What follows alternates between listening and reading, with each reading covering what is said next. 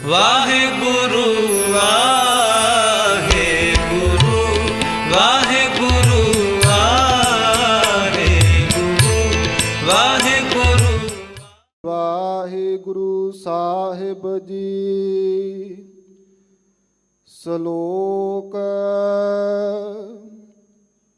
ਮਨ ਇੱਛਾ ਦਾਨ ਕਰਨੰ, ਸਰਬੱਤਰ ਆਸਾ ਪੂਰਨ ਹੈ। ਖੰਡਨੰ ਕਲ ਕਲੇਸ਼ਹ, ਪ੍ਰਭ ਸਿਮਰ ਨਾਨਕ ਨਹਿ ਦੂਰਣ ਹੈ। ਮਨ ਇੱਛਾ ਦਾਨ ਕਰਨੰ, ਸਰਬੱਤਰ ਆਸਾ ਪੂਰਨ ਹੈ। ਖੰਡਨੰ ਕਲ ਕਲੇਸ਼ਹ, ਪ੍ਰਭ ਸਿਮਰ ਨਾਨਕ ਨਹਿ ਦੂਰਣ ਹੈ। ਹਬ ਰੰਗ ਮਾਨ ਹੈ ਜਿਸ ਸੰਗ, ਤੈਸਿਓ ਲਾਈਐ ਨੇਹੋ। ਸੋ ਸਹੋ ਬਿੰਦ ਨ ਵਿਸਰੋ ਨਾਨਕ, ਜਿਨ ਸੁੰਦਰ ਰਚਿਆ ਦੇਹੋ। ਹਬ ਰੰਗ ਮਾਨ ਹੈ ਜਿਸ ਸੰਗ, ਤੈਸਿਓ ਲਾਈਐ ਨੇਹੋ।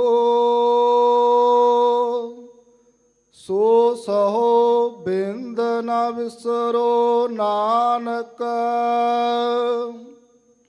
ਜਿਨ ਸੁੰਦਰ ਰਚਿਆ ਦੇਹੋ। ਵਾਹਿਗੁਰੂ ਜੀ ਕਾ ਖਾਲਸਾ, ਵਾਹਿਗੁਰੂ ਜੀ ਕੀ ਫਤਿਹ।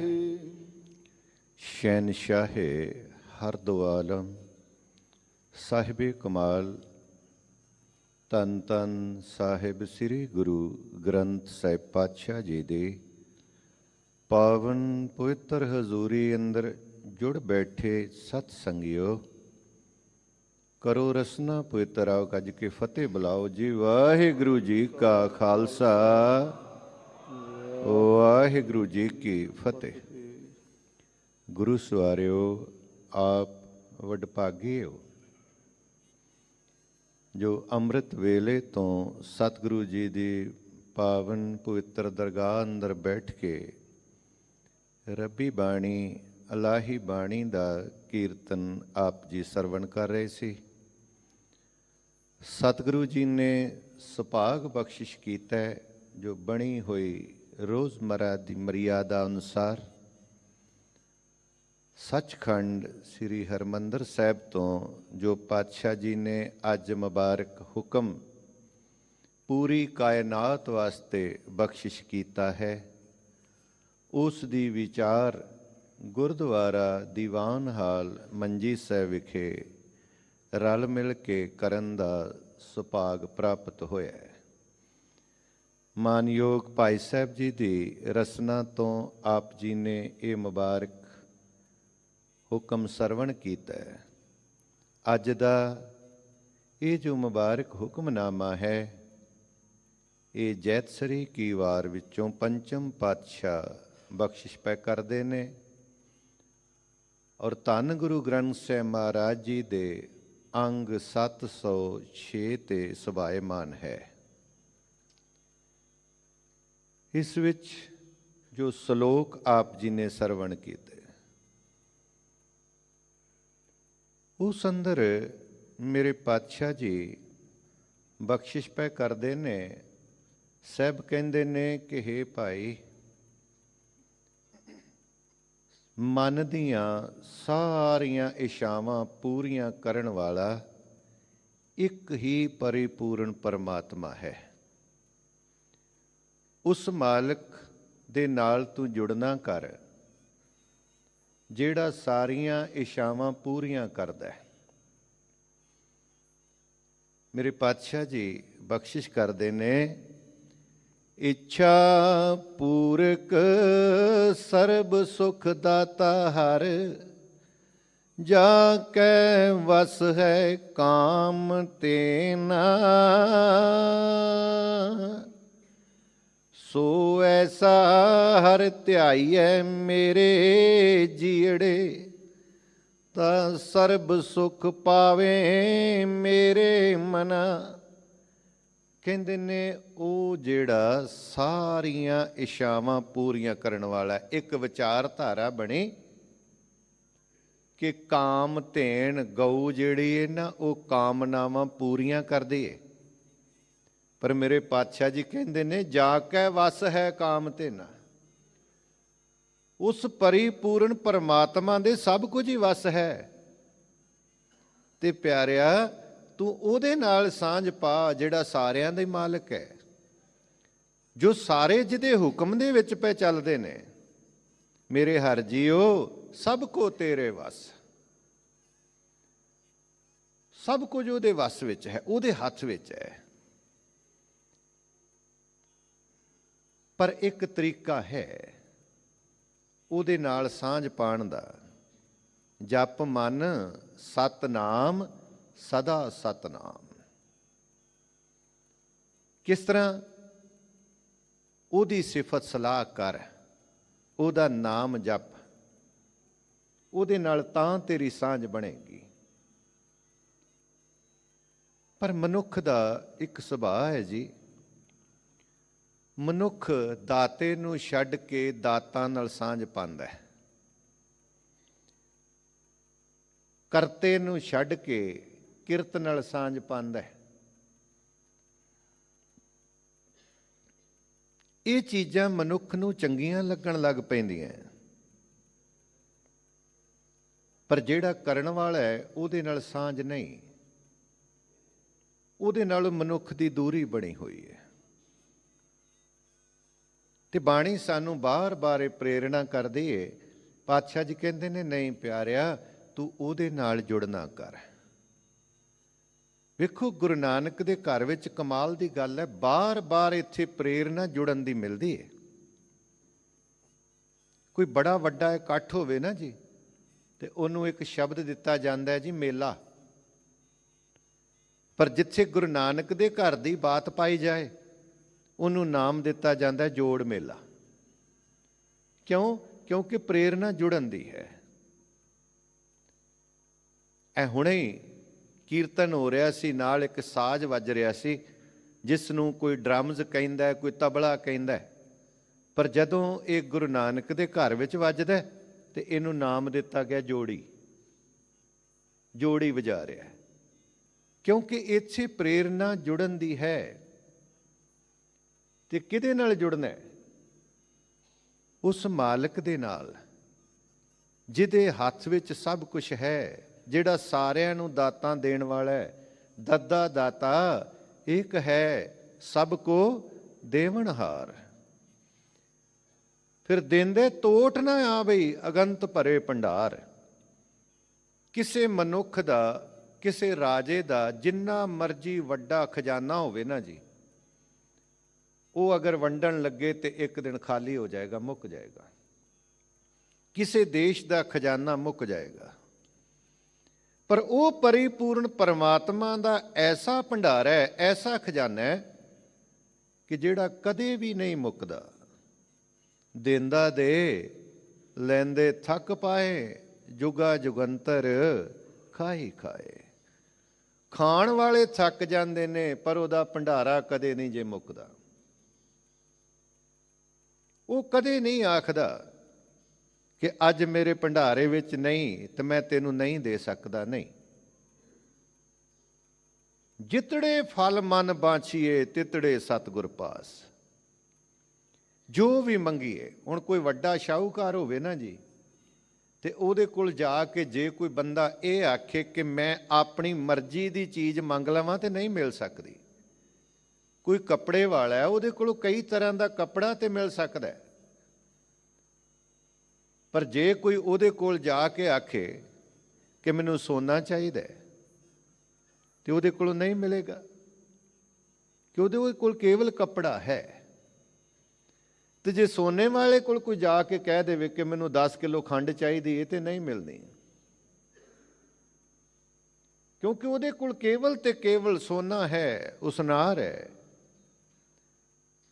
ਪਰ ਕਮਾਲ ਦੀ ਗੱਲ ਹੈ ਕਿ ਉਹ ਦਾਤਾ ਐਸਾ ਹੈ, ਉਹਦਾ ਭੰਡਾਰਾ ਐਸਾ ਹੈ ਕਿ ਉਹਦੇ ਵਿੱਚੋਂ ਕਦੇ ਕੁਝ ਵੀ ਨਹੀਂ ਮੁੱਕਦਾ। ਜੋ ਮੰਗੇ ਠਾਕੁਰ ਆਪਣੇ ਤੇ ਸੋਈ ਸੋਈ ਦੇਵੇ।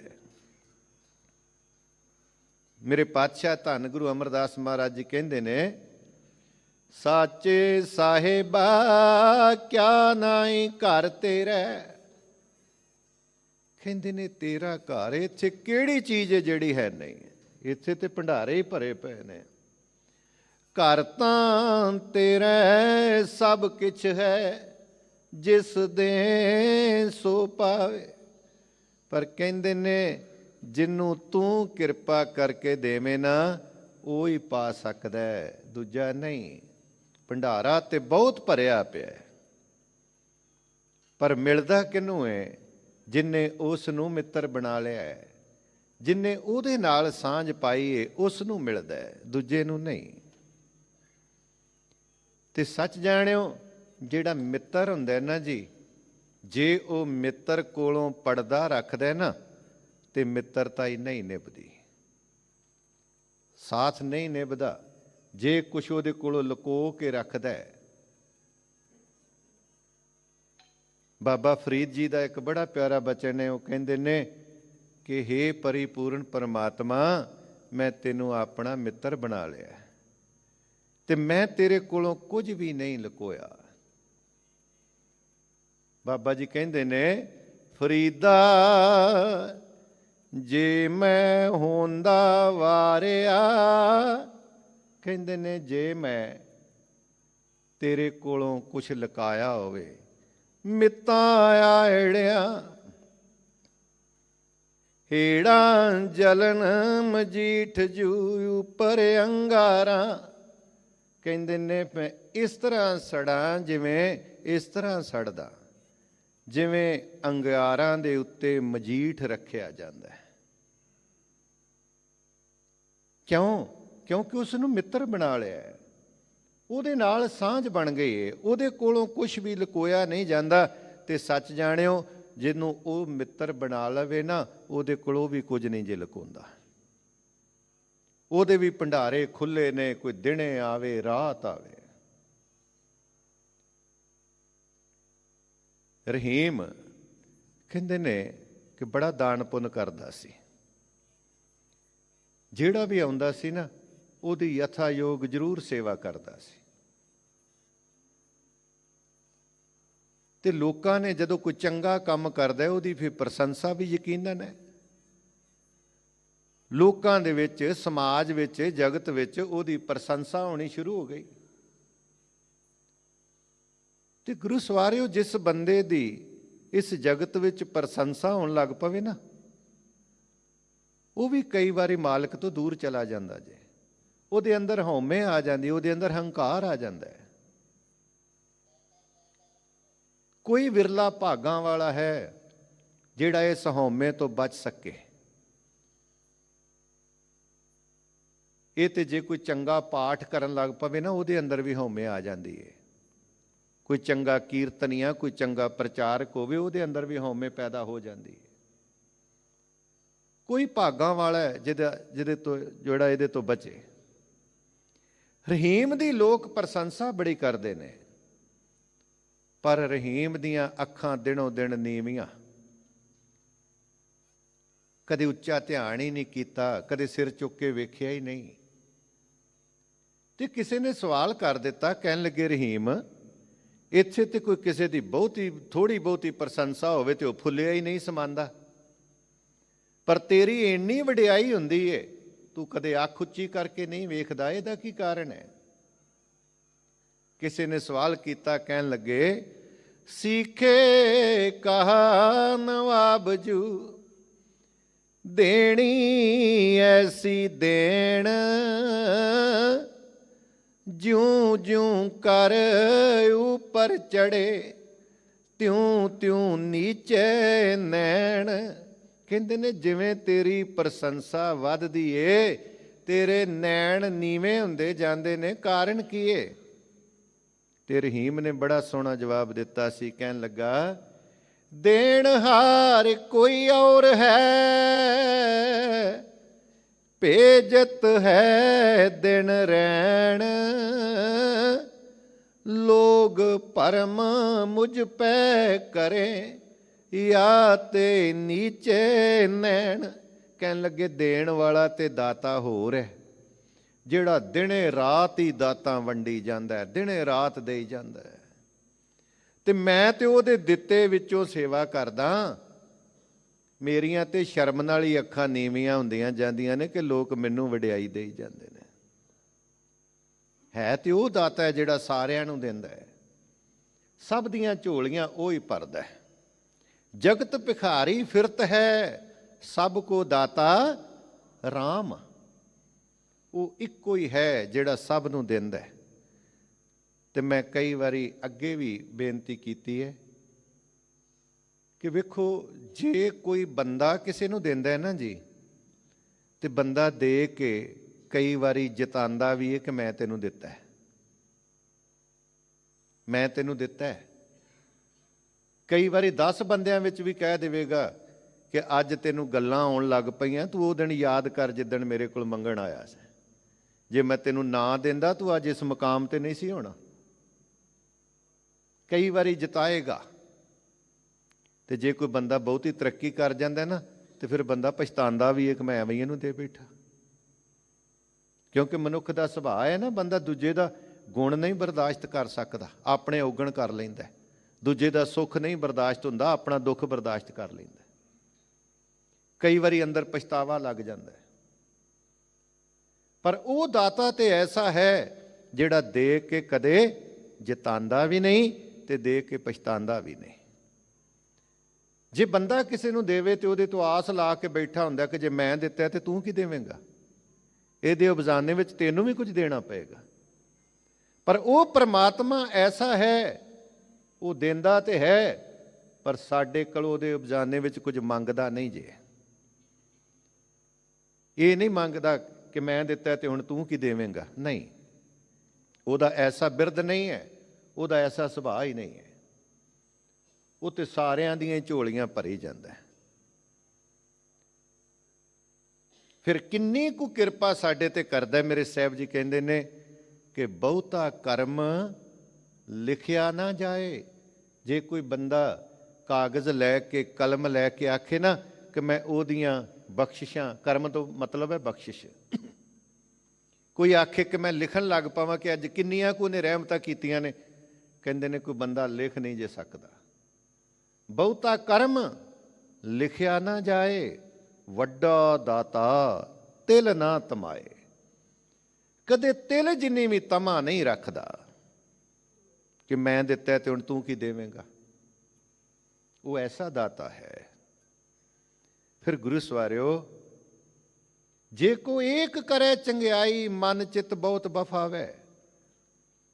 ਜੇ ਕਿਤੇ ਕੋਈ ਇੱਕ ਬੰਦੇ ਵਿੱਚ ਗੁਣ ਹੋਵੇ ਨਾ ਤੇ ਅਗਲਾ ਫੁੱਲਿਆ ਹੀ ਨਹੀਂ ਸਮਾਂਦਾ।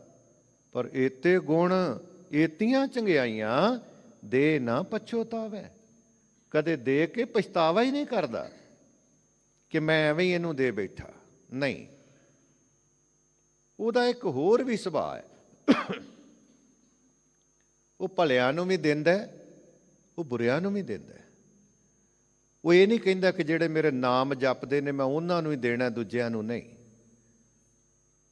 ਉਹਦਾ ਐਸਾ ਬਿਰਧ ਹੈ, ਉਹ ਤੇ ਸਾਰਿਆਂ ਤੇ ਰਹਿਮਤ ਕਰੀ ਜਾਂਦਾ ਹੈ, ਸਾਰਿਆਂ ਤੇ ਬਖਸ਼ਿਸ਼ ਕਰਦਾ ਹੈ। ਇਹ ਗੱਲ ਵੱਖਰੀ ਹੈ ਕਿ ਜਿਵੇਂ ਬਾਰਿਸ਼ ਹੁੰਦੀ ਹੈ ਨਾ ਜੀ, ਤੇ ਬਾਰਿਸ਼ ਤੇ ਸਾਰੇ ਥਾਵਾਂ ਤੇ ਪੈ ਰਹੀ ਹੈ, ਪਰ ਜੇ ਕੋਈ ਭਾਂਡਾ ਹੀ ਮੂਧਾ ਰੱਖਿਆ ਹੋਵੇ ਉਹਦੇ ਵਿੱਚ ਕੀ ਸਮਾ ਸਕਦਾ ਹੈ। ਸਾਡਾ ਭਾਂਡਾ ਮੂਧਾ ਹੋਵੇ ਤੇ ਗੱਲ ਵੱਖਰੀ ਹੈ, ਉਹ ਸਾਰਿਆਂ ਤੇ ਬਖਸ਼ਿਸ਼ਾਂ ਕਰਦਾ ਜੇ, ਸਭ ਨੂੰ ਦਿੰਦਾ ਹੈ। ਧੰਨ ਗੁਰੂ ਗੋਬਿੰਦ ਸਿੰਘ ਮਹਾਰਾਜ ਕਹਿੰਦੇ ਨੇ, ਦੀਨ ਦਿਆਲ ਦਇਆ ਨਿਧ, ਉਹ ਦਇਆ ਦਾ ਖਜ਼ਾਨਾ ਹੈ। ਦੀਨ ਦਿਆਲ ਦਇਆ ਨਿਧ ਦੋਖਣ ਦੇਖਤ ਹੈ, ਪਰ ਦੇਤ ਨਾ ਹਾਰੈ। ਸਾਡੇ ਦੋਖ ਵੇਖਦਾ ਵੀ ਏ, ਇਹ ਨਹੀਂ ਕਿ ਉਹਨੂੰ ਪਤਾ ਨਹੀਂ ਲੱਗਦਾ ਕਿ ਅਸੀਂ ਕੀ ਕਰਨੇ ਆ, ਉਸ ਨੂੰ ਸਾਰਾ ਹੀ ਪਤਾ ਹੈ। ਸਾਡੇ ਦੋਖ ਵੇਖਦਾ ਹੈ, ਪਰ ਫਿਰ ਵੀ ਦੇਤ ਨਾ ਹਾਰੈ, ਉਹ ਕਦੇ ਹੱਥ ਪਿੱਛੇ ਨਹੀਂ ਕਰਦਾ, ਉਹ ਸਾਰਿਆਂ ਦੀਆਂ ਝੋਲੀਆਂ ਭਰਦਾ ਹੈ। ਸੋ ਐਸਾ ਹਰ ਧਿਆਈ ਹੈ ਮੇਰੇ ਜੀੜੇ, ਤਾਂ ਸਰਬ ਸੁਖ ਪਾਵੇਂ ਮੇਰੇ ਮਨਾ। ਉਸ ਮਾਲਕ ਨੂੰ ਮੇਰੇ ਮਨਾ ਚੇਤੇ ਕਰ। ਉਹਨੂੰ ਚੇਤੇ ਕਰਨ ਦੇ ਨਾਲ ਇੱਕ ਸੁੱਖ ਨਹੀਂ, ਦੋ ਸੁੱਖ ਨਹੀਂ, ਸਾਰੇ ਸੁੱਖਾਂ ਦੀ ਪ੍ਰਾਪਤੀ ਹੋ ਜਾਏਗੀ। ਪਰ ਉਸ ਨੂੰ ਯਾਦ ਤੇ ਕਰ। ਮੇਰੇ ਪਾਤਸ਼ਾਹ ਜੀ ਅੱਜ ਬਖਸ਼ਿਸ਼ ਪੈ ਕਰਦੇ ਨੇ, ਆਓ ਬੜੇ ਹੀ ਪਿਆਰ ਦੇ ਨਾਲ ਸਰਵਣ ਕਰੀਏ ਜੀ। ਸਤਨਾਮ ਸ੍ਰੀ ਵਾਹਿਗੁਰੂ ਸਾਹਿਬ ਜੀ। ਸ਼ਲੋਕ ਮਨ ਇੱਛਾ ਦਾਨ ਕਰਨੰ ਸਰਬੱਤਰ ਆਸਾ ਪੂਰਨ ਹੈ। ਮਨ ਇੱਛਾ ਦਾਨ ਕਰਨ, ਜੋ ਸਾਡੇ ਮਨ ਦੀ ਇੱਛਾ ਹੈ ਉਹ ਮਾਲਕ ਪੂਰੀ ਕਰਦਾ ਹੈ। ਸਰਬੱਤਰ ਆਸਾ ਪੂਰਨ ਹੈ, ਸਾਰੀਆਂ ਹੀ ਇੱਛਾਵਾਂ ਸਾਡੀਆਂ ਪੂਰੀਆਂ ਕਰਦਾ ਹੈ। ਉਹ ਦਾਤਾ ਐਸਾ ਹੈ ਕਿਉਂਕਿ ਉਹਦਾ ਭੰਡਾਰਾ ਹੀ ਏਡਾ ਵੱਡਾ ਹੈ। ਉਹਦੇ ਦਰ ਤੋਂ ਵੀ ਜੋ ਵੀ ਮੰਗੋਗੇ ਤੇ ਮਿਲ ਜਾਣਾ, ਉਹਨੇ ਕਿਤੋਂ ਲੈਣ ਥੋੜੀ ਜਾਣਾ। ਉਹਦਾ ਤੇ ਭੰਡਾਰਾ ਭਰਿਆ ਪਿਆ। ਸਰਬੱਤਰ ਆਸਾ ਪੂਰਨ ਹੈ। ਪਰ ਮਨੁੱਖ ਦਾ ਇੱਕ ਸੁਭਾਅ ਹੈ ਕਿ ਬੰਦਾ ਸੰਸਾਰੀ ਚੀਜ਼ਾਂ ਮੰਗਦਾ ਹੈ, ਪਰ ਜੋ ਮੰਗਣਾ ਚਾਹੀਦਾ ਸੀ ਉਹ ਨਹੀਂ ਮੰਗਦਾ। ਮੰਗਣਾ ਮੰਗਣ ਨੀਕਾ, ਹਰ ਜਸ ਗੁਰ ਤੇ ਮੰਗਣਾ। ਹਰੀ ਦਾ ਜਸ ਨਹੀਂ ਮੰਗਦਾ, ਉਹਦੀ ਸਿਫਤ ਸਲਾਹ ਨਹੀਂ ਮੰਗਦਾ, ਉਹਦਾ ਨਾਮ ਨਹੀਂ ਮੰਗਦਾ, ਗੁਰਦੁਆਰੇ ਆ ਕੇ ਵੀ ਕੇਵਲ ਪਦਾਰਥ ਮੰਗਦਾ। ਐਸਾ ਨਹੀਂ ਕਿ ਮੇਰਾ ਮਾਲਕ ਦਿੰਦਾ ਨਹੀਂ, ਨਹੀਂ, ਉਹਨੂੰ ਪਤਾ ਹੈ ਉਹਦੇ ਕੋਲੋਂ ਤੇ ਜੋ ਵੀ ਮੰਗੋਗੇ ਮਿਲ ਜਾਂਦਾ ਹੈ। ਸਾਜਨੋ ਤੂੰ ਮੀਤ ਮੇਰਾ, ਹੇ ਵਾਹਿਗੁਰੂ ਤੂੰ ਮੇਰਾ ਮਿੱਤਰ ਹੈ। ਤੇਰੇ ਘਰ ਵਿੱਚ ਸਭ ਕੁਝ ਹੈ, ਗ੍ਰਹਿ ਤੇਰੇ ਸਭ ਕੇ। ਫਿਰ ਕੀ ਕਹਿੰਦੇ ਨੇ, ਮਾਣ ਮੰਗੋ ਤਾਨ ਮੰਗੋ ਧਨ ਲਖਮੀ ਸੁੱਤ ਦੇ। ਜੇ ਕਿਤੇ ਮੈਨੂੰ ਇਹ ਲੋੜ ਪਵੇ ਕਿ ਹੇ ਵਾਹਿਗੁਰੂ ਮੇਰਾ ਜਗਤ ਵਿੱਚ ਜੇ ਮਾਣ ਵੱਧ ਜਾਏ ਤੇ ਇਹ ਵੀ ਤੇਰੀ ਕਿਰਪਾ ਨਾਲ ਹੀ ਵਧਣਾ, ਮਾਣ ਸਨਮਾਨ ਉੱਦਾਂ ਨਹੀਂ ਵੱਧ ਸਕਦਾ। ਜੇ ਕਿਤੇ ਕੋਈ ਤਾਕਤ ਦੀ ਮੰਗ ਕਰਨੀ ਹੈ ਉਹ ਵੀ ਤੇਰੇ ਕੋਲੋਂ ਕਰਨੀ ਹੈ, ਕਿਉਂਕਿ ਤੇਰੇ ਕੋਲ ਤੇ ਸਾਰੇ ਭੰਡਾਰੇ ਭਰੇ ਪਏ ਨੇ, ਸਭ ਕੁਝ ਤੇਰੇ ਕੋਲ। ਧਨ ਵੀ ਚਾਹੀਦਾ ਹੈ, ਧੀਆਂ ਪੁੱਤਰ ਵੀ ਚਾਹੀਦੇ ਨੇ, ਪਰ ਮਿਲਣੇ ਕਿੱਥੋਂ ਨੇ? ਉਹ ਵੀ ਇੱਥੋਂ ਹੀ ਮਿਲਦੇ ਨੇ। ਪਰ ਗੁਰੂ ਸਵਾਰਿਓ, ਜਿੱਥੇ ਪਦਾਰਥ ਮੰਗਣੇ ਨੇ, ਧੀਆਂ ਪੁੱਤਰਾਂ ਦਾ ਸੁੱਖ ਮੰਗਣਾ, ਧੀਆਂ ਪੁੱਤਰ ਮੰਗਣੇ ਨੇ, ਉੱਥੇ ਕਿਤੇ ਉਸ ਮਾਲਕ ਨੂੰ ਵੀ ਮੰਗ ਲਈਏ। ਜੇ ਕਿਤੇ ਉਸ ਮਾਲਕ ਨੂੰ ਮੰਗ ਲਈਏ ਨਾ, ਸਭ ਕੁਛ ਲਿਆ ਹੈ ਮਾਂਗ ਇੱਕ ਤੁਝ ਕੋ ਮਾਂਗ ਕਰ, ਉੱਠਤੇ ਨਹੀਂ ਹੈ ਹਾਥ ਮੇਰੇ ਇਸ ਦੁਆ ਕੇ ਬਾਅਦ। ਜੇ ਉਸ ਇੱਕ ਨੂੰ ਮੰਗ ਲਈਏ ਤੇ ਬਾਕੀ ਸਭ ਕੁਝ ਆਪੇ ਹੀ ਮਿਲ ਜਾਏਗਾ। ਜੇ ਇੱਕ ਦਾਤੇ ਨੂੰ ਮੰਗ ਲਿਆ ਜਾਏ, ਪਰ ਬੰਦਾ ਉਸ ਸੁੱਖਾਂ ਦੇ ਦਾਤੇ ਨੂੰ ਨਹੀਂ ਮੰਗਦਾ, ਕੇਵਲ ਸੁੱਖ ਮੰਗਦਾ ਹੈ। ਪਰਮੇਸ਼ਰ ਨੂੰ ਨਹੀਂ ਮੰਗਦਾ, ਕੇਵਲ ਪਦਾਰਥ ਮੰਗਦਾ ਹੈ। ਮਾਲਕ ਨੂੰ ਨਹੀਂ ਮੰਗਦਾ, ਕੇਵਲ ਮਾਇਆ ਮੰਗਦਾ ਹੈ। ਮਨੁੱਖ ਦਾ ਐਸਾ ਸੁਭਾਅ ਹੈ, ਮਾਲਕ ਨਾਲੋਂ ਟੁੱਟ ਗਿਆ।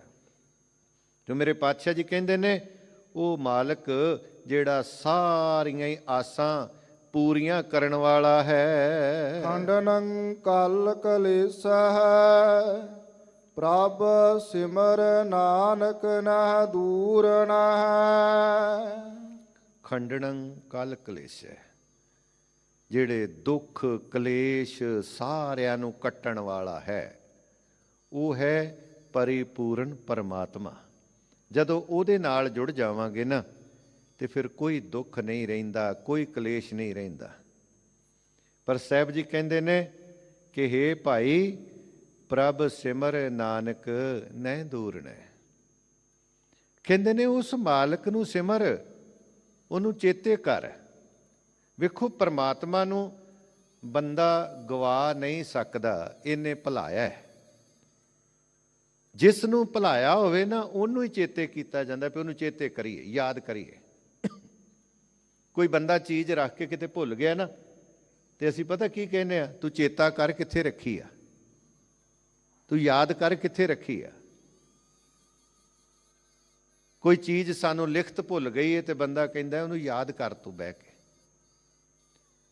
ਪਰਮਾਤਮਾ ਨੂੰ ਭੁਲਾਇਆ ਮਨੁੱਖ ਨੇ, ਇਸੇ ਕਰਕੇ ਕਿਹਾ ਜਾਂਦਾ ਹੈ ਕਿ ਉਹਨੂੰ ਯਾਦ ਕਰ, ਉਹ ਦੂਰ ਨਹੀਂ ਤੇਰੇ ਤੋਂ।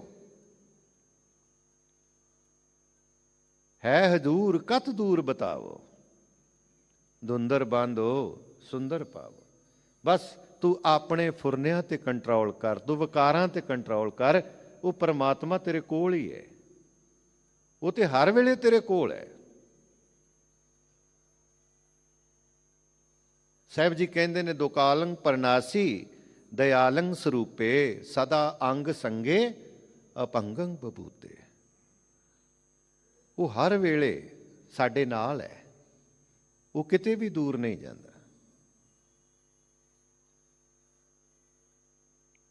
ਪਰ ਮਨੁੱਖ ਨੇ ਉਸ ਨੂੰ ਦੂਰ ਕਰ ਦਿੱਤਾ।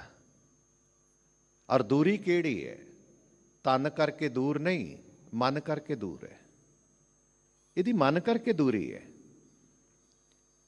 ਦੋ ਤਰ੍ਹਾਂ ਦੀ ਦੂਰੀ ਹੈ, ਇੱਕ ਤਨ ਕਰਕੇ, ਇੱਕ ਮਨ ਕਰਕੇ। ਤੁਸੀਂ ਵੇਖਿਆ ਕਈ ਵਾਰੀ ਤੁਹਾਡੇ ਕੋਲ ਕੋਈ ਬੰਦਾ ਬੈਠਾ ਹੋਵੇ ਨਾ ਤੇ ਕਿਸੇ ਤੀਜੇ ਨੇ ਪੁੱਛ ਲਿਆ ਵੀ ਤੇਰੇ ਕੋਲ ਬੈਠਾ ਸੀ ਕੌਣ ਹੈ? ਤੇ ਬੰਦਾ ਕਹਿੰਦਾ ਜੀ ਪਤਾ ਨਹੀਂ ਕੋਈ ਦੂਰ ਦਾ ਹੀ ਹੈ। ਵੇਖੋ ਕਮਾਲ ਦੀ ਗੱਲ ਹੈ, ਇੱਕੋ ਬੈਂਚ ਤੇ ਬੈਠੇ ਨੇ ਪਰ ਕਹਿ ਦਿੱਤਾ ਕੋਈ ਦੂਰ ਦਾ। ਪਰ ਕੋਈ ਹਜ਼ਾਰਾਂ ਮੀਲ ਦੂਰ ਬੈਠਾ ਹੈ, ਉਹਦਾ ਨਾਮ ਲਿਆ ਤੇ ਕਹਿ ਦਿੱਤਾ ਉਹ ਤੇ ਮੇਰਾ ਆਪਣਾ ਹੈ, ਮੇਰੇ ਬੜੇ ਨੇੜੇ ਹੈ, ਮੇਰੇ ਨੇੜੇ ਹੈ। ਕਿਉਂ? ਕਿਉਂਕਿ ਮਨ ਕਰਕੇ ਨੇੜਤਾ ਹੈ, ਤਨ ਕਰਕੇ ਦੂਰੀ ਹੈ। ਕਿਤੇ ਤਨ ਕਰਕੇ, ਕਿਤੇ ਮਨ ਕਰਕੇ ਮਨੁੱਖ ਨੇ ਦੂਰੀ ਬਣਾ ਲਈ। ਹੈ ਕੋਲ ਬੈਠਾ ਪਰ ਉਹਦੇ ਨਾਲ ਮਨ ਨਹੀਂ ਮਿਲਿਆ, ਕਹਿ ਦਿੱਤਾ ਨਹੀਂ ਕੋਈ ਦੂਰ ਦਾ ਹੈ।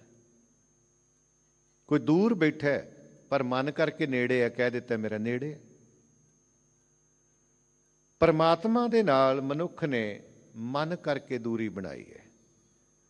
ਜਿਸ ਦਿਨ ਮਨ ਕਰਕੇ ਨੇੜਤਾ ਹੋ ਗਈ ਨਾ ਤੇ ਉਸ ਦਿਨ ਤੇ ਮੇਰੇ ਸਾਹਿਬ ਜੀ ਕਹਿੰਦੇ ਨੇ ਕਿ ਉਹ ਪਰਮਾਤਮਾ ਜਿਹੜਾ ਸਦਾ ਅੰਗ ਸੰਗੇ ਅਪੰਗੰ ਬਪੂਤੇ, ਉਹ ਹਰ ਵੇਲੇ ਦਾ ਸੰਗੀ ਹੈ, ਹਰ ਵੇਲੇ ਦਾ ਸਹਾਈ ਹੈ, ਹਰ ਵੇਲੇ ਉਹ ਸਹਾਇਤਾ ਕਰਦਾ ਹੈ, ਤੇਰੇ ਨਾਲ ਹੈ।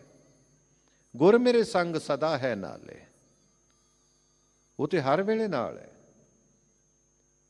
ਪਰ ਸਾਡੇ ਕੋਲ ਉਹ ਅੱਖ ਨਹੀਂ ਜਿਹਦੇ ਨਾਲ ਵੇਖੀਏ, ਕਿਉਂਕਿ ਮਨ ਕਰਕੇ ਦੂਰੀ ਹੈ। ਤੋ ਮੇਰੇ ਪਾਤਸ਼ਾਹ ਜੀ ਕਹਿੰਦੇ ਨੇ ਉਸ ਨੂੰ ਚੇਤੇ ਕਰ, ਉਹਦਾ ਸਿਮਰਨ ਕਰਿਆ ਕਰ।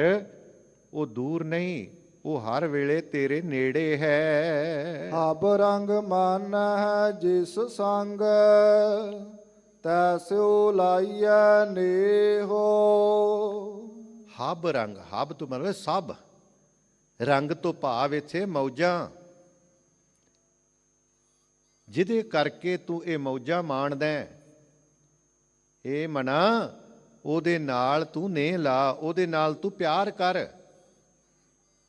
ਤਾਂ ਸਿਓ ਲਾਈਏ ਨੇਹ, ਉਹਦੇ ਨਾਲ ਤੂੰ ਨੇਹ ਲਾ, ਉਹਦੇ ਨਾਲ ਤੂੰ ਪਿਆਰ ਬਣਾ। ਬਾਕੀ ਚੀਜ਼ਾਂ ਨਾਲ ਤੇ ਤੂੰ ਪਿਆਰ ਬੜਾ ਬਣਾਇਆ, ਪਰ ਉਸ ਪਰਮਾਤਮਾ ਨਾਲ ਨਹੀਂ ਤੂੰ ਬਣਾਇਆ। ਪਤਾ ਕਿਉਂ? ਕਿਉਂਕਿ ਇਹਦੇ ਤੇ ਮਾਇਆ ਦਾ ਇੰਨਾ ਪ੍ਰਭਾਵ ਹੈ। ਬਾਕੀ ਚੀਜ਼ਾਂ ਨੂੰ ਆਪਣੀਆਂ, ਪਰ ਉਸ ਨੂੰ ਆਪਣਾ ਬਣਾਉਂਦਾ ਹੀ ਨਹੀਂ। ਸਾਹਿਬ ਜੀ ਕਹਿੰਦੇ ਨੇ ਮਾਇਆ ਮੋਹ ਸਕਲ ਜਗ ਛਾਇਆ, ਸੁਤ ਕੰਚਨ ਸਿਉ ਹੇਤ ਬਦਾਇਆ। ਕਾਮਣ ਦੇਖ ਕਾਮ ਲਬਾਇਆ, ਸੁਤ ਕੰਚਨ ਸਿਉ ਹੇਤ ਬਦਾਇਆ, ਸਭ ਕਿਛ ਆਪਣਾ ਇੱਕ ਰਾਮ ਪਰਾਇਆ। ਸਾਰੀਆਂ ਚੀਜ਼ਾਂ ਨੂੰ ਆਪਣੀਆਂ ਬਣਾਉਂਦਾ ਹੈ, ਪਰ ਜਿਹਦੀ ਕਿਰਪਾ ਨਾਲ ਸਭ ਕੁਝ ਮਿਲਦਾ ਉਹਨੂੰ ਆਪਣਾ ਬਣਾਉਂਦਾ ਹੀ ਨਹੀਂ। ਉਹਦੇ ਤੋਂ ਤੇ ਦੂਰੀ ਬਣਾ ਕੇ ਬੈਠਾ ਹੋਇਆ ਹੈ। ਸਾਹਿਬ ਕਹਿੰਦੇ ਨੇ ਨਹੀਂ, ਉਹ ਤੇਰੇ ਹਰ ਵੇਲੇ ਨੇੜੇ ਹੈ, ਜਿਹਦੀ ਕਿਰਪਾ ਦੇ ਨਾਲ ਤੂੰ ਇਹ ਮੌਜਾਂ ਮਾਣ ਰਿਹਾ ਹੈ। ਸੋ ਸਹੋ ਬਿੰਦ ਨ ਵਿਸਰੋ ਨਾਨਕ, ਜਿਨ ਸੁੰਦਰ ਰਚਿਆ ਦੇਹੋ। ਉਹ ਸੋ ਸੋ ਉਸ ਮਾਲਕ ਨੂੰ ਇੱਕ ਨਿਮਖ ਵਾਸਤੇ ਵੀ ਨਾ ਵਿਸਾਰ, ਜਿਸ ਨੇ ਇਹ ਸੁੰਦਰ ਸਰੀਰ ਦੀ ਰਚਨਾ ਕੀਤੀ ਹੈ। ਇੰਨਾ ਸੋਹਣਾ ਸਰੀਰ ਉਸ ਮਾਲਕ ਨੇ ਦਿੱਤਾ ਜੀ, ਜਿਹਦਾ ਕੋਈ ਬਿਆਨ ਹੀ ਨਹੀਂ ਕਰ ਸਕਦਾ, ਔਰ ਇਸ ਸਰੀਰ ਦਾ ਕੋਈ ਮੁੱਲ ਹੀ ਨਹੀਂ ਜੇ ਪਾ ਸਕਦਾ।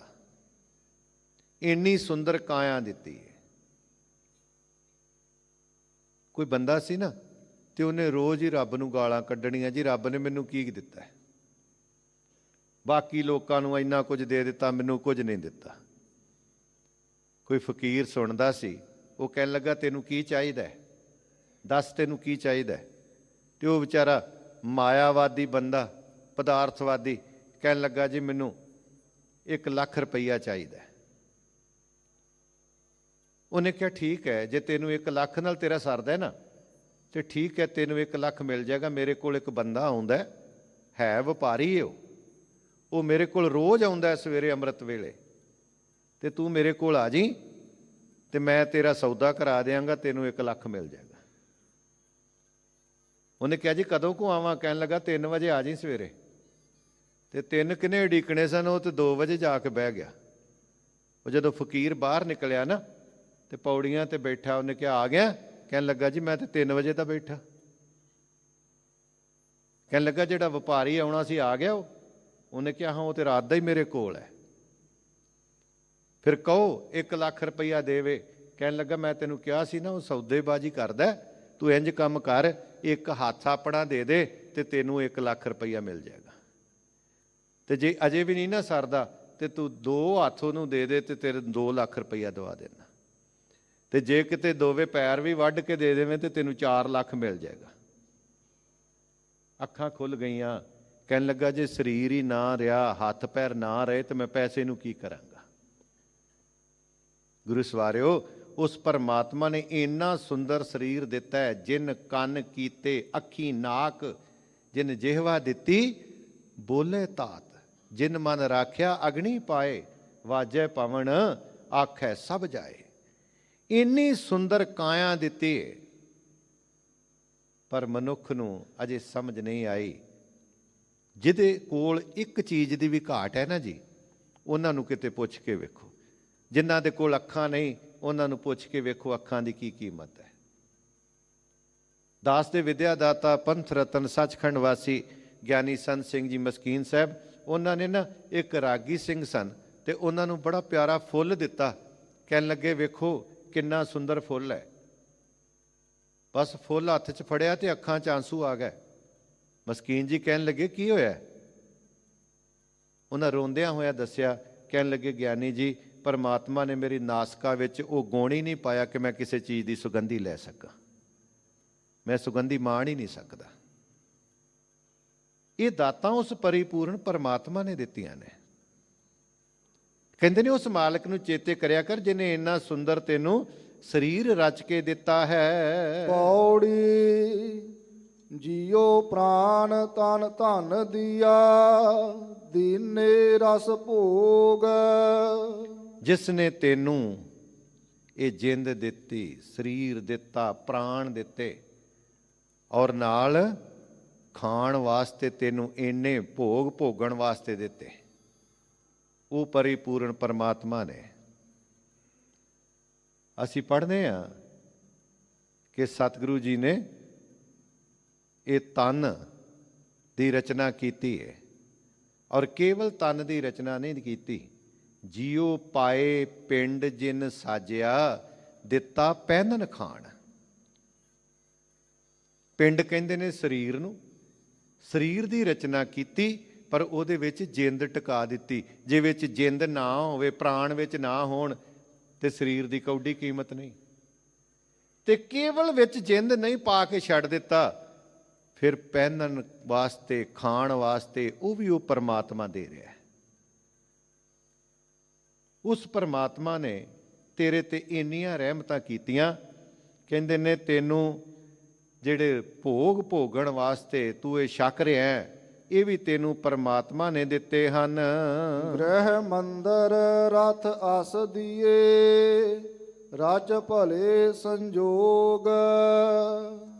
ਰਚ ਭਲੇ ਸੰਜੋਗ, ਕਹਿੰਦੇ ਨੇ ਚੰਗੇ ਭਾਗਾਂ ਦੇ ਨਾਲ ਤੈਨੂੰ ਘਰ ਦਿੱਤਾ, ਗ੍ਰਹਿ ਮੰਦਰ। ਫਿਰ ਇੱਥੇ ਹੀ ਨਹੀਂ, ਘੋੜੇ ਵੀ ਦਿੱਤੇ। ਅਸ ਕਹਿੰਦੇ ਨੇ ਘੋੜੇ ਨੂੰ, ਤੈਨੂੰ ਘੋੜੇ ਵੀ ਦਿੱਤੇ। ਭਾਵ ਕੀ ਹੈ ਕਿ ਤੈਨੂੰ ਹਰ ਤਰ੍ਹਾਂ ਦੀਆਂ ਸਹੂਲਤਾਂ ਉਸ ਪਰਿਪੂਰਨ ਪਰਮਾਤਮਾ ਨੇ ਦਿੱਤੀਆਂ ਨੇ। ਪਰ ਇੰਨਾ ਕੁਝ ਲੈਣ ਦੇ ਬਾਵਜੂਦ ਵੀ ਬੰਦਾ ਏਡਾ ਅਕਿਰਤ ਘਾਣਾ ਹੈ ਕਿ ਉਸ ਪਰਮਾਤਮਾ ਨੂੰ ਵਸਾਰ ਦਿੰਦਾ ਹੈ। ਸਾਹਿਬ ਜੀ ਕਹਿੰਦੇ ਨੇ ਗ੍ਰਹਿ ਮੰਦਰ ਰਥ ਅਸ ਦੀਏ, ਰਥ ਦਿੱਤਾ, ਘੋੜੇ ਦਿੱਤੇ ਤੈਨੂੰ, ਔਰ ਨਾਲ ਇਹ ਜਿਹੜੇ ਨੇ ਮਿਲੇ ਕਿਵੇਂ? ਭਲੇ ਸੰਜੋਗ, ਵੱਡੇ ਭਾਗਾਂ ਦੇ ਨਾਲ, ਚੰਗੀ ਕਿਸਮਤ ਦੇ ਨਾਲ ਇਹ ਚੀਜ਼ਾਂ ਤੈਨੂੰ ਪ੍ਰਾਪਤ ਹੋਈਆਂ ਹਨ। ਸੁਤ ਬਨਤਾ ਸਾਜਨ ਸੇਵਕ ਦੀਏ, ਪ੍ਰਭ ਦੇਵਨ ਜੋਗ। ਸੁਤ ਧੀਆਂ ਪੁੱਤਰ, ਬਣਤਾ ਘਰ ਵਾਲੀ, ਸੱਜਣ ਮਿੱਤਰ, ਸੇਵਕ, ਇਹ ਸਾਰੇ ਉਸ ਪਰਿਪੂਰਨ ਪਰਮਾਤਮਾ ਨੇ, ਉਸ ਨੇ ਤੈਨੂੰ ਦਿੱਤੇ ਹਨ। ਕਿਉਂਕਿ ਉਹ ਹੀ ਦੇਣ ਯੋਗ ਹੈ, ਉਹ ਹੀ ਸਮਰੱਥਾ ਰੱਖਦਾ ਹੈ। ਬਾਕੀ ਕਿਸੇ ਵਿੱਚ ਵੀ ਇਹ ਸਮਰੱਥਾ ਨਹੀਂ। ਇਹ ਕੇਵਲ ਦੇਵਨ ਯੋਗ ਉਹ ਪਰਿਪੂਰਨ ਪਰਮਾਤਮਾ ਹੀ ਹੈ। ਹਰ ਸਿਮਰਤ ਤਨ ਮਨ ਹਰਿਆ, ਲਹਿ ਜਾਏ ਵਿਜੋਗ। ਕਹਿੰਦੇ ਨੇ ਉਸ ਪਰਮਾਤਮਾ ਨੂੰ ਸਿਮਰਨ ਦੇ ਨਾਲ ਤਨ ਮਨ ਇਹਨਾਂ ਦੇ ਵਿੱਚੋਂ ਜਿਹੜਾ ਸੋਗ ਹੈ ਨਾ ਉਹ ਦੂਰ ਹੋ ਜਾਂਦਾ ਹੈ, ਹਰਿਆ ਹੋ ਜਾਏਗਾ। ਤੇਰਾ ਤਨ ਮਨ ਹਰਾ ਹੋ ਜਾਏਗਾ, ਭਾਵ ਤੇਰੇ ਅੰਦਰ ਖੇੜਾ ਆ ਜਾਏਗਾ, ਖੁਸ਼ਹਾਲੀ ਆ ਜਾਏਗੀ। ਹਰ ਸਿਮਰਤ ਤਨ ਮਨ ਹਰਿਆ, ਲੈ ਜਾਏ ਵਿਜੋਗ। ਵਿਜੋਗ ਕੀ ਹੈ? ਤੇਰੇ ਅੰਦਰ ਦਾ ਜਿਹੜਾ ਰੋਗ ਨੇ ਤੇਰੇ ਕੱਟੇ ਜਾਣਗੇ, ਤੇਰਾ ਵਿਛੋੜਾ ਦੂਰ ਹੋ ਜਾਏਗਾ, ਤੇਰੇ ਦੁੱਖ ਕੱਟੇ ਜਾਣਗੇ। ਜੇ ਕਿਤੇ ਉਸ ਮਾਲਕ ਨੂੰ ਚੇਤੇ ਕਰੇ, ਹਰ ਸਿਮਰਤ ਉਸ ਮਾਲਕ ਨੂੰ ਚੇਤੇ ਕਰਨ ਦੇ ਨਾਲ ਤੇਰਾ ਤਨ ਮਨ ਹਰਾ ਹੋ ਜਾਏਗਾ, ਤੇਰੇ ਸਾਰੇ ਦੁੱਖ ਜਿਹੜੇ ਨੇ ਉਹ ਕੱਟੇ ਜਾਣਗੇ। ਸਾਧ ਸੰਗ ਹਰ ਗੁਣ ਰਮੋ, ਬਿਨ ਸੇ ਸਭ ਰੋਗ। ਪਰ ਕਿਵੇਂ? ਸਾਧ ਸੰਗ ਹਰ ਗੁਣ ਰਮੋ।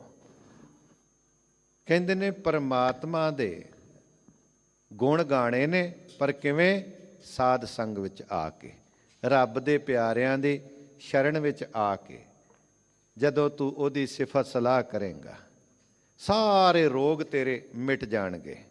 ਗੁਰੂ ਸਵਾਰਿਓ, ਧੰਨ ਗੁਰੂ ਨਾਨਕ ਦੇਵ ਮਹਾਰਾਜ ਜੀ ਨਾ ਜਗਤ ਜਲੰਦੇ ਨੂੰ ਤਾਰਦੇ ਹੋਏ ਇੱਕ ਥਾਂ ਤੇ ਚਲੇ ਗਏ ਜਿੱਥੇ ਕਿਸੇ ਨੇ ਵੀ ਸੇਵਾ ਨਾ ਕੀਤੀ। ਤੇ ਇੱਕ ਮਨੁੱਖ ਹੈ ਬੜਾ ਗਰੀਬ ਜਿਹਾ ਸੀ, ਉਹ ਆਇਆ, ਚਰਨ ਫੜ ਲਏ, ਕਹਿਣ ਲੱਗੇ ਮਹਾਰਾਜ ਭਾਵੇਂ ਮੇਰੇ ਕੋਲ ਰੁੱਖਾ ਮਿੱਸਾ ਹੈ, ਪਰ ਮੇਰੀ ਝੁੱਗੀ ਵਿੱਚ ਚੱਲੋ, ਉੱਥੇ ਜਾ ਕੇ ਤੁਸੀਂ ਟਿਕਾਣਾ ਕਰੋ। ਤੇ ਮੇਰੇ ਸਾਹਿਬ ਜੀ ਨੇ ਉਹਦੇ ਨਾਲ ਗਏ, ਜਾ ਕੇ ਉਹਦੀ ਝੁੱਗੀ ਵਿੱਚ ਟਿਕਾਣਾ ਕੀਤਾ।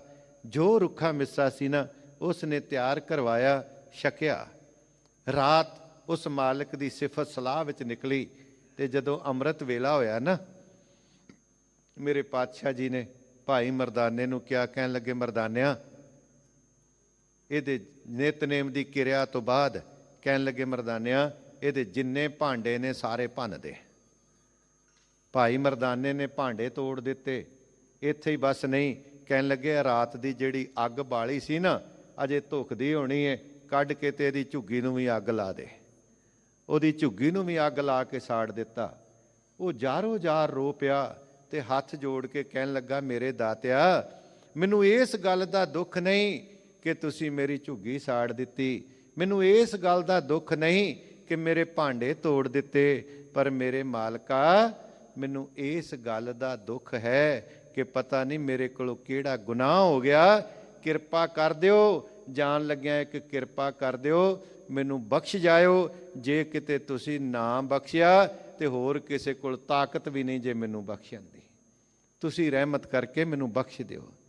ਤੇ ਮੇਰੇ ਸਾਹਿਬ ਜੀ ਨੇ ਕਿਹਾ, ਕਹਿਣ ਲੱਗੇ, ਭਲੇ ਪੁਰਸ਼ਾ, ਮੈਨੂੰ ਪਤਾ ਹੈ ਤੇਰੇ ਕੋਲ ਜੋ ਛਕਣ ਲਈ ਸੀ ਨਾ, ਤੂੰ ਸਾਰਾ ਸਾਨੂੰ ਛਕਾਇਆ ਹੈ। ਤੂੰ ਸਾਡੀ ਰਾਤ ਸੇਵਾ ਕੀਤੀ ਹੈ ਔਰ ਤੂੰ ਆਨੰਦ ਵੀ ਮਾਣਿਆ। ਸੱਚ ਜਾਣਿਓ, ਜਦੋਂ ਗੁਰੂ ਨਾਨਕ ਦੇ ਮਹਾਰਾਜ ਜੀ ਦੇ ਚਰਨ ਦਬਾਂਦਾ ਸੀ ਨਾ, ਤੇ ਇਸ ਤਰ੍ਹਾਂ ਹੁੰਦਾ ਸੀ ਜਿਵੇਂ ਅੰਦਰੋਂ ਰੱਬੀ ਰਸ ਕੋਈ ਆ ਰਿਹਾ ਹੋਵੇ, ਅੰਦਰ ਕੋਈ ਝਰਨਾਹਟ ਛਿੜ ਰਹੀ ਹੋਵੇ। ਬੜੇ ਆਨੰਦ ਦੇ ਨਾਲ ਸੇਵਾ ਕੀਤੀ। ਕਹਿਣ ਲੱਗੇ, ਤੂੰ ਬੜਾ ਆਨੰਦ ਮਾਣਿਆ, ਪਰ ਭਲੇ ਪੁਰਸ਼ਾ ਆ ਲੈ ਮਾਇਆ, ਆਪਣੇ ਕੋਲੋਂ ਮਾਇਆ ਦਿੱਤੀ ਤੇ ਕਹਿਣ ਲੱਗੇ, ਅੱਜ ਤੋਂ ਬਾਅਦ ਮੈਂ ਤੇਰੀ ਗਰੀਬੀ ਸਦਾ ਲਈ ਦੂਰ ਕਰ ਦਿੱਤੀ ਹੈ। ਕਹਿਣ ਲੱਗੇ, ਪਰ ਜਿਹੜਾ ਵੀ ਆਵੇ ਨਾ, ਉਹਦੀ ਸੇਵਾ ਇਸੇ ਤਰ੍ਹਾਂ ਹੀ ਕਰਦਾ ਰਹੀਂ, ਹਰ ਆਏ ਦੀ ਸੇਵਾ ਕਰੀ। ਜਦੋਂ ਕੋਈ ਰੱਬ ਦਾ ਪਿਆਰਾ ਮਿਲਦਾ ਨਾ ਸਤ ਸੰਗਤ ਵਿੱਚ ਆ ਕੇ, ਤੇ ਉਸ ਵੇਲੇ ਅਸੀਂ ਕਿਉਂ ਕਹਿੰਦੇ ਆ ਕਿ ਸਹੀ ਪਿਆਰੇ ਮੇਲ ਜਿੰਨਾ ਮਿਲਿਆ ਤੇਰਾ ਨਾਮ ਚਿੱਤੇ ਆਵੇ। ਕਿਉਂ? ਕਿਉਂਕਿ ਜਦੋਂ ਰੱਬ ਦਾ ਪਿਆਰਾ ਕੋਈ ਮਿਲਦਾ ਹੈ ਤੇ ਉਹਨੂੰ ਮਿਲਣ ਦੇ ਨਾਲ ਉਹ ਮਾਲਕ ਚੇਤੇ ਆ ਜਾਂਦਾ ਹੈ। ਇਸ ਕਰਕੇ ਸਤ ਸੰਗਤ ਵਿੱਚ ਆ ਕੇ ਕਹਿੰਦੇ ਨੇ, ਜੇ ਪਿਆਰਿਆ ਤੂੰ ਉਸ ਦਾ ਸਿਮਰਨ ਕਰੇਂਗਾ, ਤੇਰੇ ਸਾਰੇ ਰੋਗ ਵੀ ਕੱਟੇ ਜਾਣਗੇ। ਆਓ ਜੋ ਲੜੀਵਾਰ ਪਾਵਨ ਸ਼ਬਦ ਦੀ ਵਿਚਾਰ ਚੱਲ ਰਹੀ ਹੈ, ਬੜੇ ਪਿਆਰ ਦੇ ਨਾਲ ਸਰਵਣ ਕਰੀਏ ਜੀ। ਹੁਕਮ ਬੁੱਝੈ ਸੋ ਜੋਗੀ ਕਹੀਐ, ਏਕਸ ਸਿਉ ਚਿਤ ਲਾਏ। ਇਹ ਰਾਮ ਕਲੀ ਮਹੱਲਾ ਤੀਜਾ ਅਸ਼ਟਪਦੀਆ ਦਾ ਜੋ ਸ਼ਬਦ ਚੱਲ ਰਿਹਾ ਹੈ, ਉਸ ਵਿੱਚ ਇਸ ਪਦੇ ਵਿੱਚ ਮੇਰੇ ਪਾਤਸ਼ਾਹ ਜੀ ਉਹਨਾਂ ਜੋਗੀਆਂ ਨੂੰ ਉਪਦੇਸ਼ ਕਰਦੇ ਨੇ। ਤੇ ਜੋਗੀ ਦਾ ਅਰਥ ਹੁੰਦਾ ਜੀ, ਜੋਗ ਤੋਂ ਭਾਵ ਹੈ ਜੁੜਨਾ। ਇੱਕ ਜੋਗੀ ਹੈ ਤੇ ਦੂਜਾ ਭੋਗੀ ਹੈ। ਭੋਗੀ ਕੌਣ ਹੈ? ਜਿਹੜਾ ਹਰੇਕ ਚੀਜ਼ ਨੂੰ ਖੰਡ ਖੰਡ ਕਰਕੇ ਵੇਖਦਾ ਹੈ। ਜੋਗੀ ਕੌਣ ਹੈ? ਜਿਹੜਾ ਜੋੜ ਕੇ ਵੇਖਦਾ ਹੈ। ਅੱਜ ਸੰਸਾਰ ਵਿੱਚ ਭੋਗੀ ਤੇ ਬੜੇ ਨੇ, ਪਰ ਜੋਗੀ ਘੱਟ ਨੇ। ਹਾਂ, ਕੇਵਲ ਪਖੰਡ ਦਾ ਜੋਗੀ ਨਾ ਹੋਵੇ, ਪਖੰਡ ਕਰਕੇ ਲਿਬਾਸ ਕਰਕੇ ਜੋਗੀ ਨਹੀਂ। ਜੋਗੀ ਉਹ ਹੈ ਜਿਹੜਾ ਅੰਦਰੋਂ ਜੁੜਿਆ ਹੋਇਆ ਹੈ। ਤੇ ਜਿਹੜਾ ਜਿਨ੍ਹਾਂ ਦੇ ਕੋਲ ਕੇਵਲ ਇਹ ਸੀ ਨਾ ਕਿ ਪਿੰਡੇ ਤੇ ਸਵਾਹ ਮੱਲ ਲਈ ਜਾਂ ਲੰਮੀਆਂ ਉਮਰਾਂ ਕਰ ਲਈਆਂ, ਮੇਰੇ ਪਾਤਸ਼ਾਹ ਜੀ ਨੇ ਉਹਨਾਂ ਨੂੰ ਉਪਦੇਸ਼ ਦਿੱਤਾ ਹੈ। ਸਾਹਿਬ ਜੀ ਕਹਿੰਦੇ ਨੇ ਕਿ ਭਾਈ ਜੋਗੀ ਕੌਣ ਹੈ? ਮੇਰੇ ਪਾਤਸ਼ਾਹ ਜੀ ਇੱਥੇ ਅੱਜ ਬਖਸ਼ਿਸ਼ ਕਰ ਰਹੇ ਨੇ, ਹੁਕਮ ਬੁੱਝੈ ਸੋ ਜੋਗੀ ਕਹੀਐ, ਇੱਕ ਸਿਉ ਚਿਤ ਲਾਏ। ਅਸਲ ਵਿੱਚ ਜੋਗੀ ਉਹ ਹੈ ਜਿਹੜਾ ਉਸ ਮਾਲਕ ਦੇ ਹੁਕਮ ਵਿੱਚ ਚੱਲਦਾ ਹੈ ਔਰ ਇੱਕ ਦੇ ਨਾਲ ਚਿੱਤ ਜੋੜ ਕੇ ਰੱਖਦਾ ਹੈ, ਉਸ ਇੱਕ ਪਰਿਪੂਰਨ ਪਰਮਾਤਮਾ ਦੇ ਨਾਲ। ਉਹ ਹੈ ਜੋਗੀ। ਤੇ ਜਿਹੜਾ ਕਈਆਂ ਥਾਵਾਂ ਤੇ ਵੰਡਿਆ ਹੋਵੇ, ਉਸ ਨੂੰ ਜੋਗੀ ਨਹੀਂ ਕਿਹਾ ਜਾ ਸਕਦਾ, ਉਹ ਕੇਵਲ ਭੋਗੀ ਹੈ। ਇਸੇ ਕਰਕੇ ਮੇਰੇ ਪਾਤਸ਼ਾਹ ਜੀ ਨੇ ਉਪਦੇਸ਼ ਦਿੰਦਿਆਂ ਹੋਇਆ ਕਿਹਾ ਸੀ ਕਿ ਜੇ ਜੁਗ ਚਾਰੇ ਆਰਜਾ ਹੋਰ ਦਸੂਣੀ ਹੋਏ, ਨਵਾਂ ਖੰਡਾਂ ਵਿੱਚ ਜਾਣੀਏ ਨਾਲ ਚੱਲੇ ਸਭ ਕੋਏ। ਚੰਗਾ ਨਾਉ ਰਖਾਏ ਕੇ ਜਸ ਕੀਰਤ ਜਗ ਲੈ, ਜੇ ਤਿਸ ਨਦਰ ਨਾ ਆਵਈ ਤਾਂ ਬਾਤ ਨਾ ਪੁੱਛੇ ਕੇ। ਕਹਿੰਦੇ ਨੇ ਲੰਮੀਆਂ ਉਮਰਾਂ ਨਾਲ ਜੋਗੀ ਉਹ ਗੱਲ ਨਹੀਂ ਜੇ ਬਣਨੀ। ਗੱਲ ਤੇ ਉਦੋਂ ਬਣੇਗੀ ਜਦੋਂ ਉਹਦੀ ਨਦਰ ਵਿੱਚ ਪ੍ਰਵਾਨ ਹੋ ਜਾਓਗੇ, ਤਾਂ ਗੱਲ ਬਣਨੀ ਹੈ, ਲੰਮੀਆਂ ਉਮਰਾਂ ਨਾਲ ਨਹੀਂ। ਤੇ ਇੱਥੇ ਵੀ ਪਾਤਸ਼ਾਹ ਜੀ ਕਹਿੰਦੇ ਨੇ ਜੋਗੀ ਉਹ ਹੈ ਜਿਹੜਾ ਉਸ ਦੇ ਹੁਕਮ ਨੂੰ ਮੰਨਦਾ ਔਰ ਇੱਕ ਦੇ ਨਾਲ ਚਿੱਤ ਜੋੜ ਕੇ ਰੱਖਦਾ ਹੈ। ਸਹਸਾ ਟੂਟੈ ਨਿਰਮਲ ਹੋਵੈ, ਜੋਗ ਜੁਗਤ ਇਵ ਪਾਏ। ਜਿਹਦੇ ਅੰਦਰੋਂ ਵਿਕਾਰਾਂ ਦੀ ਮੈਲ ਮਿਟ ਜਾਏ ਔਰ ਅੰਦਰ ਦਾ ਸਹਿਮ ਜਿਹੜਾ ਉਹ ਦੂਰ ਹੋ ਜਾਏ ਔਰ ਜੋਗ ਜੁਗਤ ਇਵ ਪਾਏ। ਉਹ ਇਸ ਜੁਗਤੀ ਦੇ ਨਾਲ ਉਸ ਪਰਮਾਤਮਾ ਦਾ ਮਲਾਪ ਪ੍ਰਾਪਤ ਕਰ ਸਕਦਾ ਹੈ। ਨਦਰੀ ਆਵਦਾ ਸਭ ਕਿਛ ਬਿਨਸੈ, ਹਰ ਸੇਤੀ ਚਿਤ ਲਾਏ। ਜੋ ਕੁਝ ਵੀ ਨਜ਼ਰ ਆ ਰਿਹਾ ਹੈ ਇੱਕ ਦਿਨ ਸਾਰਾ ਹੀ ਮਿਟ ਜਾਣਾ ਹੈ। ਔਰ ਕੀ ਕਰਨਾ ਹੈ?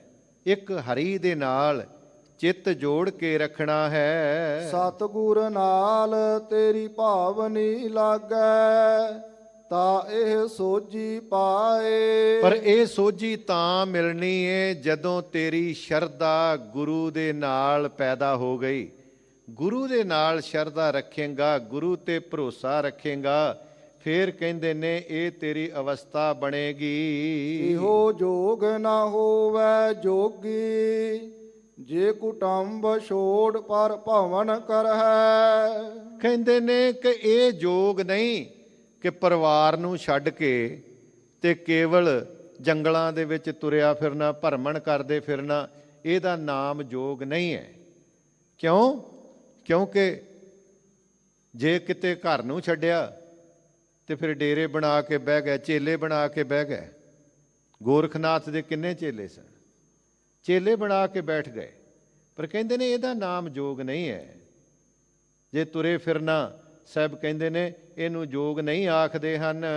ਗ੍ਰਹਿ ਸਰੀਰ ਮਹਿ ਹਰ ਹਰ ਨਾਮ, ਗੁਰ ਪ੍ਰਸਾਦੀ ਆਪਣਾ ਹਰ ਪ੍ਰਭ ਲਹੈ। ਕਹਿੰਦੇ ਨੇ ਇਸ ਸਰੀਰ ਰੂਪੀ ਘਰ ਵਿੱਚ ਉਸ ਪਰਮਾਤਮਾ ਦਾ ਨਾਮ ਜਪਦਿਆਂ ਜਪਦਿਆਂ ਜਿਸ ਮਾਲਕ ਨਾਲੋਂ ਵਿਛੜਿਆ ਉਸ ਨੂੰ ਪ੍ਰਾਪਤ ਕਰਨਾ ਹੈ। ਇਹੋ ਜਗਤ ਮਿੱਟੀ ਕਾ ਪੁਤਲਾ ਜੋਗੀ, ਇਸ ਮਹਿ ਰੋਗ ਵੱਡਾ ਤ੍ਰਿਸ਼ਨਾ ਮਾਇਆ। ਇਹ ਸੰਸਾਰ ਜਿਹੜੇ ਨਾ ਇਹ ਇੱਕ ਮਿੱਟੀ ਦਾ ਪੁਤਲਾ ਹੈ ਤੇ ਇਹਨੂੰ ਇੱਕ ਬੜਾ ਵੱਡਾ ਰੋਗ ਲੱਗਾ ਹੈ। ਉਹ ਕਿਹੜਾ ਰੋਗ ਹੈ? ਤ੍ਰਿਸ਼ਨਾ ਦਾ, ਮਾਇਆ ਦਾ ਰੋਗ ਹੈ। ਇਹ ਤ੍ਰਿਸ਼ਨਾ ਵੱਡਾ ਰੋਗ ਲੱਗਾ, ਮਰਨ ਮਨੋਂ ਵਸਾਰਿਆ। ਜਿਸ ਨੇ ਮੌਤ ਵੀ ਭੁਲਾ ਦਿੱਤੀ, ਐਸਾ ਰੋਗ ਇਸ ਸੰਸਾਰ ਨੂੰ ਲੱਗਿਆ ਹੋਇਆ ਹੈ। ਅਨੇਕ ਜਤਨ ਭੇਖ ਕਰੇ ਜੋਗੀ, ਰੋਗ ਨਾ ਜਾਏ ਗਵਾਇਆ। ਅਨੇਕਾਂ ਯਤਨ ਕਰਕੇ, ਵੱਖ-ਵੱਖ ਭੇਖ ਕਰਕੇ, ਜੇ ਕੋਈ ਆਖੇ ਕਿ ਮੈਂ ਇਸ ਰੋਗ ਨੂੰ ਮਿਟਾ ਲਵਾਂ, ਕਹਿੰਦੇ ਨੇ ਇਹ ਰੋਗ ਇਸ ਤਰ੍ਹਾਂ ਨਹੀਂ ਮਿਟਾਇਆ ਜਾ ਸਕਦਾ ਹੈ। ਹਰ ਕਾ ਨਾਮ ਔਖਦ ਹੈ ਜੋਗੀ, ਜਿਸਨੂੰ ਮਨ ਵਸਾਏ। ਕਹਿੰਦੇ ਨੇ ਔਖਦ, ਕਹਿੰਦੇ ਨੇ ਦਾਰੂ ਨੂੰ। ਹਰ ਕਾ ਨਾਮ ਔਖਦ ਹੈ ਜੋਗੀ, ਹੈ ਜੋਗੀ। ਹਰੀ ਦਾ ਨਾਮ ਜਿਹੜਾ ਨਾ ਇਹ ਇੱਕ ਦਾਰੂ ਹੈ ਜਿਸ ਨੂੰ ਮਨ ਵਸਾਏ। ਜਿਹੜਾ ਇਸ ਨਾਮ ਨੂੰ ਹਿਰਦੇ ਵਿੱਚ ਵਸਾ ਲੈਂਦਾ, ਉਹਦੇ ਰੋਗ ਕੱਟੇ ਜਾ ਸਕਦੇ ਨੇ। ਗੁਰੂ ਸਵਾਰਿਓ, ਅਸੀਂ ਕਹਿੰਦੇ ਆ ਕਿ ਹਉਮੈ ਦੀਰਘ ਰੋਗ ਹੈ, ਦਾਰੂ ਪੀਏ ਸਮਾਏ। ਕਿਰਪਾ ਕਰੇ ਜੇ ਆਪਣੀ ਤਾਂ ਗੁਰ ਕਾ ਸ਼ਬਦ ਕਮਾਏ। ਗੁਰੂ ਦੇ ਸ਼ਬਦ ਦੁਆਰਾ ਇਹ ਰੋਗ ਕੱਟੇ ਜਾ ਸਕਦੇ ਨੇ। ਕਹਿੰਦੇ ਨੇ ਹਰ ਕਾ ਨਾਮ ਔਖਦ ਹੈ ਜੋਗੀ, ਜਿਸ ਨੂੰ ਮਨ ਵਸਾਏ।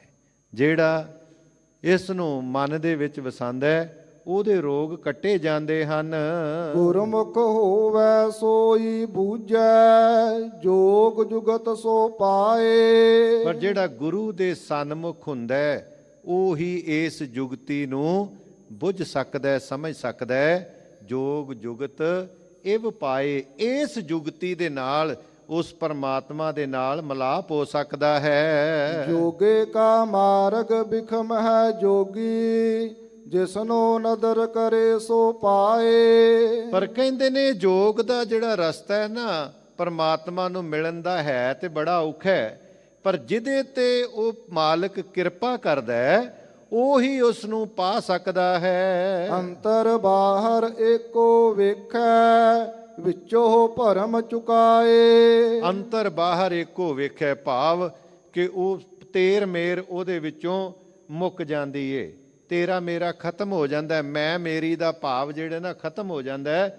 ਔਰ ਅੰਦਰ ਬਾਹਰ ਉਹ ਇੱਕ ਹੀ ਪਰਮਾਤਮਾ ਉਸ ਨੂੰ ਨਜ਼ਰ ਆਉਂਦਾ ਹੈ ਔਰ ਇਹਦੇ ਅੰਦਰੋਂ ਸਾਰਾ ਭਰਮ ਜਿਹੜਾ ਨਾ ਉਹ ਮਿਟ ਜਾਂਦਾ ਹੈ। ਵਿਨ ਵਜਾਈ ਕਿੰਗੂਰੀ ਵਾਜੈ ਜੋਗੀ, ਸਾ ਕਿੰਗੂਰੀ ਵਜਾਏ। ਵਿਣ ਵਜਾਈ ਕਿੰਗਰੀ ਵਾਜੈ ਜੋਗੀ। ਕਹਿੰਦੇ ਜਿਹੜੀ ਤੂੰ ਵੀਣਾ ਵਜਾਨਾ ਨਾ, ਕਹਿੰਦੇ ਨੇ ਜੇ ਉਹ ਵਜਾ, ਭਾਵ ਕਿਹੜੀ? ਜਿਹਨੂੰ ਅਨਹਦ ਨਾਦ ਕਹਿੰਦੇ ਨੇ, ਜਿਹੜਾ ਅੰਦਰੋਂ ਆਪਣੇ ਆਪ ਵੱਜਦਾ, ਵਜਾਣ ਨਾਲ ਨਹੀਂ। ਜਿਹੜਾ ਅੰਦਰੋਂ ਆਪਣੇ ਆਪ ਵੱਜਣਾ ਸ਼ੁਰੂ ਹੋ ਜਾਂਦਾ ਜਦੋਂ ਨਾਮ ਦੇ ਨਾਲ ਜੁੜੇਗਾ ਤੇ ਤੇਰੇ ਅੰਦਰੋਂ ਉਹ ਜਿਹੜੀ ਵੀਣਾ ਹੈ ਨਾ ਉਹ ਆਪਣੇ ਆਪ ਵੱਜਣੀ ਸ਼ੁਰੂ ਹੋ ਜਾਏਗੀ। ਐਸੀ ਕਿੰਗਰੀ ਐਸੀ ਵੀਣਾ ਵਜਾ ਜੋਗੀ ਸਾਹਿਬ ਜੀ ਬਖਸ਼ਿਸ਼ ਕਰਦੇ ਹਨ। ਕਹੈ ਨਾਨਕ ਮੁਕਤ ਹੋਵਹਿ ਜੋਗੀ ਸਾਚੇ ਰਹਿ ਸਮਾਏ। ਕਹਿੰਦੇ ਨੇ ਇਹ ਨਾਨਕ ਆ ਕੇ ਇਸ ਤਰ੍ਹਾਂ ਤੂੰ ਮੁਕਤ ਹੋ ਜਾਏਗਾ ਔਰ ਉਹ ਸਦਾ ਥਿਰ ਰਹਿਣ ਵਾਲੇ ਪਰਮਾਤਮਾ ਦੇ ਨਾਲ ਸਦਾ ਹੀ ਤੇਰਾ ਮਿਲਾਪ ਹੋ ਜਾਏਗਾ। ਉਹਦੇ ਨਾਲ ਮਿਲਾਪ ਹੀ ਤੇ ਕਰਨਾ ਹੈ, ਪਰ ਹੋਵੇਗਾ ਕਿਵੇਂ?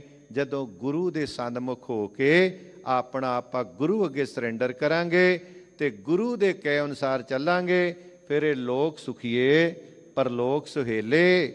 ਨਾਨਕ ਹਰ ਪ੍ਰਭ ਆਪੇ ਮੇਲੇ ਵਾਲੀ ਅਵਸਥਾ ਬਣ ਜਾਏਗੀ। ਭੁੱਲਾਂ ਚੁੱਕਾਂ ਦੀ ਖਿਮਾ। ਕੋਟਾਨ ਕੋਟ ਧੰਨਵਾਦ ਹੈ ਧੰਨ ਧੰਨ ਸਾਹਿਬ ਸ੍ਰੀ ਗੁਰੂ ਗ੍ਰੰਥ ਸਾਹਿਬ ਮਹਾਰਾਜ ਜੀ ਦਾ।